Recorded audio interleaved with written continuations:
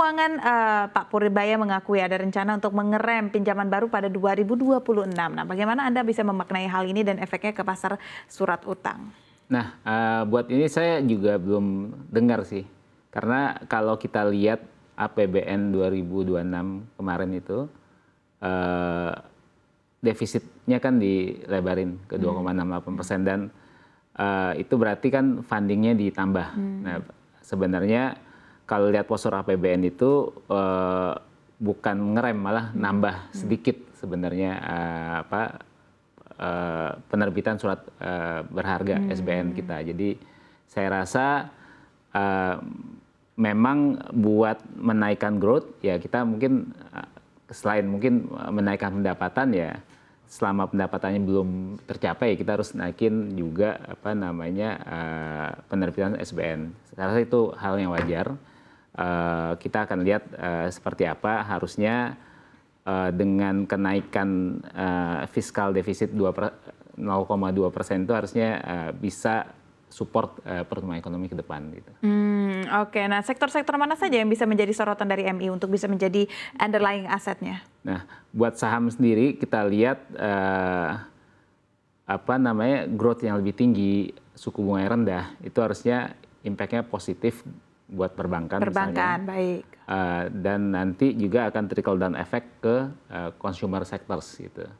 Selain itu juga kita ngelihat sektor komoditi seperti emas dan koper dan lain itu juga sekarang kan kalau seperti kita tahu bahwa harga emas itu kan udah all time high terus ya, sangat tinggi sekali.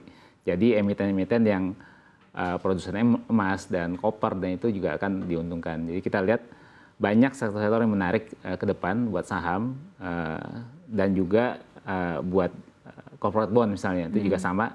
Perusahaan Indonesia ke depan harusnya finansial itunya akan lebih bagus karena tadi bunga turun, biaya berutangnya akan lebih rendah sehingga profil kesehatan finansialnya akan lebih bagus. Gitu. Oke, profil kesehatan. Kalau misalkan yang berbasis ekuitas dan juga fixed income, bagaimana Anda melihatnya? Itu tadi sama. Masih Financial, consumer, sama komoditas. Oke, kalau yang lain-lain ini belum berpotensi atau memang saatnya lagi kurang tepat? Harusnya kalau ekonomi tumbuh tinggi, ya harusnya semua sektor bagus. Tadi pagi, tapi relatively menurut kita yang pertama kali impact langsung itu kan kayak bank. Bank kan cost of fund-nya turun, harusnya NIM-nya juga lebih tinggi. Terus pertumbuhan kreditnya bagus ya berarti kan ada pertumbuhan dari revenue dari bank. Consumer juga dengan adanya pertumbuhan ekonomi, liquidity membaik, berarti kan consumer punya uang buat belanja, sehingga mungkin pertumbuhan penjualannya bisa lebih bagus. Gitu. Kalau komoditi ya karena harga komoditinya yang tadi naik. Oke.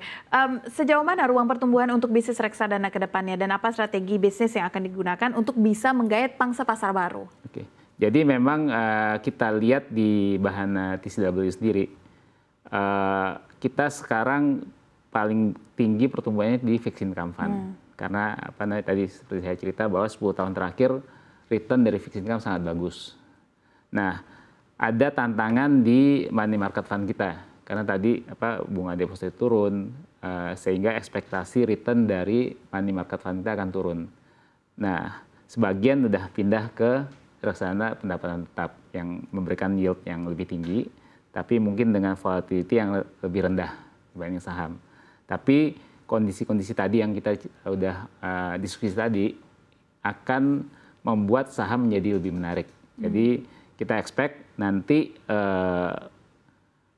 kepercayaan investor kepada pasar saham Indonesia akan terus membaik sehingga ya pelan-pelan yang mungkin yang punya risk appetite tinggi dan time horizon yang lebih panjang, mungkin bisa sebagian beralih ke saham. Oke. Kalau untuk fixed income sendiri, baik itu SBN ataupun obligasi korporasi, di tenor berapa yang paling banyak peminatnya? Tenor jangka pendek atau justru jangka panjang? Sekarang ini, jadi karakteristik investor kita itu kan, mereka kan tadinya penabung, depositors. Mereka nggak suka, investasi yang volatile.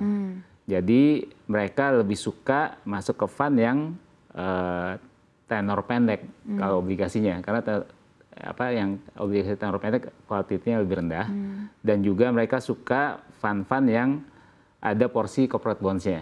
Bagi corporate bonds juga memberikan yield-nya lebih tinggi dan juga harganya juga lebih stabil dibanding government bonds. Jadi kita lihat begitu yang di kita. Jadi berarti jangka panjang. Jangka pendek. Jangka pendek justru ya peminatnya lebih tinggi. Durasi pendek karena ya itu tadi karena volatility-nya lebih rendah. Volatilitasnya lebih rendah ya. Dan prediksi perkembangan Aum Perseroan akan seperti apa, Pak? Kita masih expect ada growth lagi. Kita sekarang lumayan tinggi, dari year to date kita tumbuh mungkin sekitar 15% AUM kita. Saya rasa dengan perkembangan market yang makin membaik, sekarang harusnya sampai akhir tahun kita bisa mencapai mungkin ada pertumbuhan lagi lah. Di berapa persen kira-kira, Pak? Mungkin sampai 5% sampai akhir tahun. 5% sampai dengan akhir tahun ya, Pak. Dan mungkin untuk terakhir juga, Pak, bagaimana tanggapan Bapak melihat rencana OJK agar reksadana dan juga manajer investasi ini dinilai oleh lembaga pemeringkat agar bisa meningkatkan kepercayaan dari para investor ataupun besar ataupun investor kecil? Bagaimana Anda melihatnya? Kita sih menyebut baik sih, karena terutama buat investor retail ya. Kalau investor institusi pasti mereka punya ini sendiri lah. Mereka bisa melakukan due diligence sendiri ke manajer investasi. Jadi kita tiap kali menerima mandat baru pasti mereka melakukan due diligence sendiri ke kita lah. Jadi mereka bisa ngecek seperti apa performance kita, historical performance dan juga kapabilitas dari tim kita. Sementara kan investor retail kan nggak punya kemampuan buat melakukan assessment kepada manajer investasi. Jadi rating ini membantu investor retail buat menilai dan mengambil keputusan MI mana yang akan dipakai. Oke, gitu. Kalau melihat investor saat ini lebih cenderung memilih langsung ke sahamnya, SBN-nya atau ke reksadana. Minatnya ini sekarang arahnya kemana sebenarnya? Memang itu tantangan kita ya. Memang sekarang ini terutama SBN ya.